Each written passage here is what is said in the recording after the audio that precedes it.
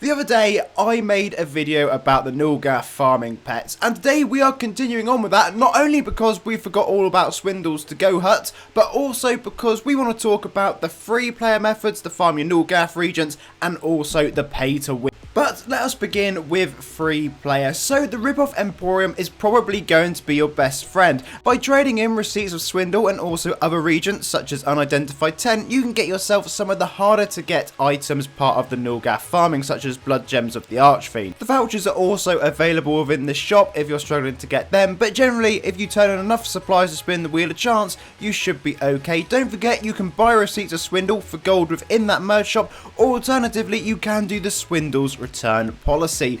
This one just takes load of unidentified items that you may not necessarily realise you could actually use when you turn in supplies to spin the wheel in order to choose one of the following items down below. The quantities are quite high, but you will normally have to do quite a few turn-ins of supplies to spin the wheel in order to gain all of those. However, it's a good bonus way to get some extra items and definitely worth it. If you're going through this cave system, never sure where Swindle is, you can go in that entrance right there and you'll find him when you walk down the right enough. In the background, as always, is just going to be the path to Nulgath for those of you who cannot remember it or have no idea how you get there, because we're going to need to head over in order to get ourselves the farming quest that is going to be really helpful. You probably guessed it's going to be supplies to spin the wheel of chance, judging that we already mentioned it earlier, but this is by far the best way to get plenty of regents that you're going to need when you're going through grinding. You literally just have to speak to Nulgath and you have got the option of farming quests attached to him. Yes, there are other things we're also going to look at, such as the assistant in a little bit, which is an incredibly similar quest, but you know, with this one it is an awful lot cheaper to do. You just need some relics of chaos. We'll go over the best place to go farming those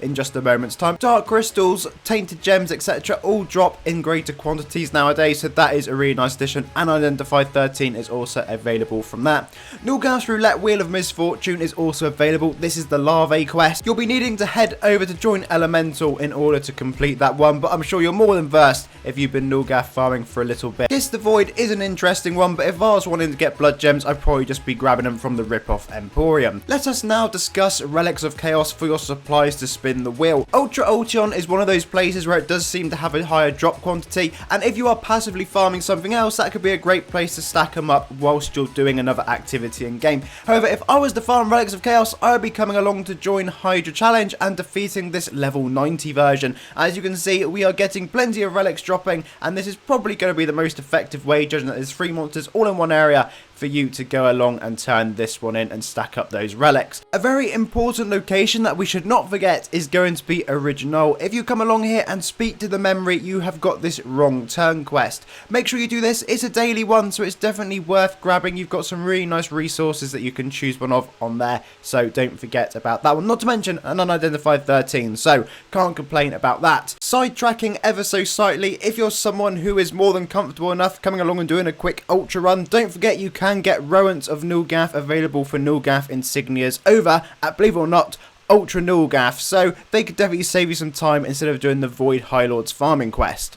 What we just need to discuss is, in case you are turning in supplies to spin the wheel and didn't realise about the item block list, you're able to literally filter away items you don't want to see dropping. This is super helpful when you're turning in a quest like this, because there are just so many different items that could possibly drop. Your list could become a little bit crazy. If you would like to block list something, you need to hold down your shift key and then you can just click on that particular item, and as you can see, you'll get a message about adding it to your block list. You won't see that anymore. However, do remember, if you've added it in there, because if you need it in a quest in the future, you'll have to unblock it in order for it to drop again. Back at the rip-off emporium is this war-torn memorabilia for 100,000 gold. So if you're someone who prefers gold farming or has loads spare, you're able to do the assistant quest. You just need to buy some of those war-torn memorabilias, and then if you come along into here and click on drudgen, you can access drudgen's quest, and you'll see right there we have got the assistant. Interestingly, Unidentified 25 does exist within this long list of items. You can also buy that for 15 million gold, but if you want to chance your arm, maybe you think RNG will be in your favour.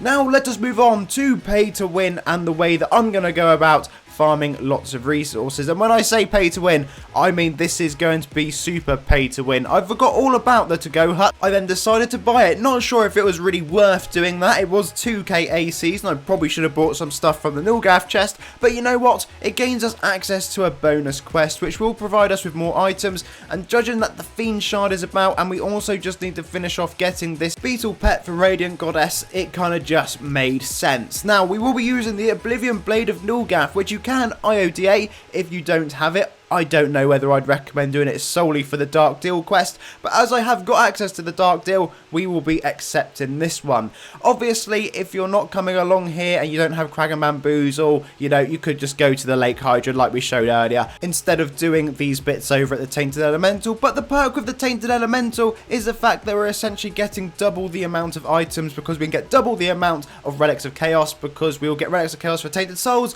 and also for Tainted Cores, one from crag and bamboozle, one from the Obon Blade. With thanks to the to-go hut, you'll also, presuming you're doing supplies to spin the wheel of chance, be able to grab yourself plenty of receipts of Swindle. This is just the way I'll be going about farming resources, and before I realised all about the to-go hut, I would have been here anyway, just rotating through the cores and souls regardless. So that hasn't changed overly much. We've just got the extra firepower now behind that to-go hut. Wish I had have done the returns policy an awful lot sooner. There are other quests and the different pets you can grab, and loads of different item drops that you're able to get when you're Nulgath farming, but we're just focusing solely on these ones because if I was doing it, this is the way I would.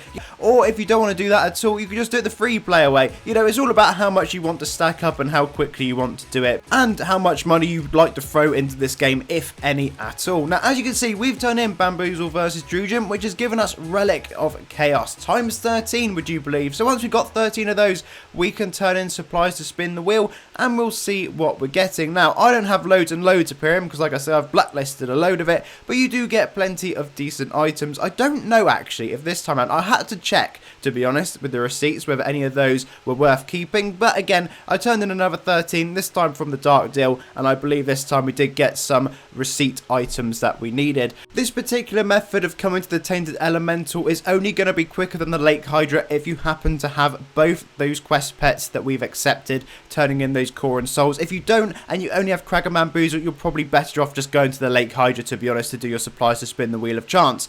For those eagle-eyed people out there, you may have spotted I got the unidentified 13, 1% drop, which was lovely, which brings us on to the contract exchange quest. You could turn in unidentified 13s and defeating Tara the Blade Master in order to get yourself any selection of the items that you just saw. If you happen to run out of unidentified 13s and have a crag and bamboozle, you can then do the diamond exchange quest in order to get yourself more unidentified 13s to turn in more contract exchanges with Drudgen the assistant. Anyway folks, I hope you found that one helpful and useful if you haven't been along trying any of those methods before. To be honest with you, the free to play way is probably the way to go, unless you do want to spend just a load of AC on quest pets, but they are quite expensive, 5,000 each, 2,000 for the to-go hut, so that's potentially 12,000 adventure coins you'd have to spend if you really wanted to do it that way, not to mention an IODA if you don't have the Oblivion Blade. However, having said that, they do both have contract exchange quests that work really nicely together, so they do give you plenty of resources